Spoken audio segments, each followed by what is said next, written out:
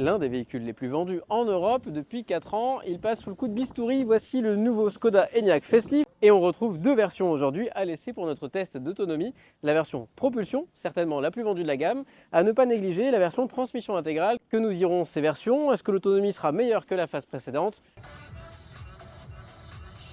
Petit point juste avant de prendre l'autoroute, on a fait 75 km. Pour rappel, la version propulsion, la version transmission intégrale. Lequel des deux a le plus consommé? Lequel des deux est le plus efficient? On vérifie ça tout de suite. Et celui-ci nous donne un 13,6 kWh au 100 depuis le départ. Est-ce que la version transmission intégrale a plus consommé? Est-elle aussi efficiente? Pour rappel, on a des inserts aéro, mais on a tous les deux des montres en 20 pouces. Est-ce que ça a joué ou pas? On vérifie ça tout de suite sur l'ordinateur de bord de celui-ci. Et nous sommes à 13,4 kWh.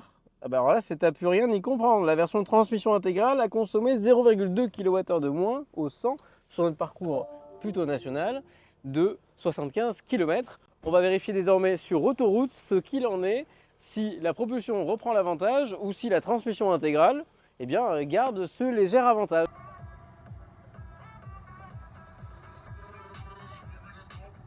On est à la sortie de péage, on a fait 40 km sur autoroute. On vérifie si l'écart s'est creusé en faveur du 85X ou si ça a été annulé. 16,2 kWh après nos 40 km d'autoroute pour la version propulsion. Et dans la version transmission intégrale, 15,8 kWh.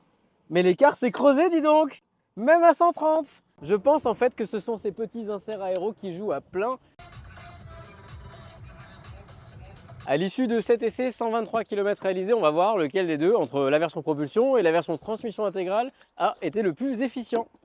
Et 16,1 kWh pour cette version propulsion qui, on le rappelle, ne possède pas d'insert aéro. Donc lui, transmission intégrale, mais des inserts aéro. A-t-il conservé son avantage comme tout au long de cet essai? Et oui, toujours le même écart, 15,7 kWh au 100, soit 0,4 kWh de moins. Donc cela s'explique évidemment par ces inserts aéro qui ont une consommation abaissée et une faible bande de roulement pour ces pneumatiques. C'est donc une victoire de la version transmission intégrale 85X sur ce parcours de 123 km avec 40 km en 100% autoroute à 130 régulateur. Une belle surprise pour cette version 85X.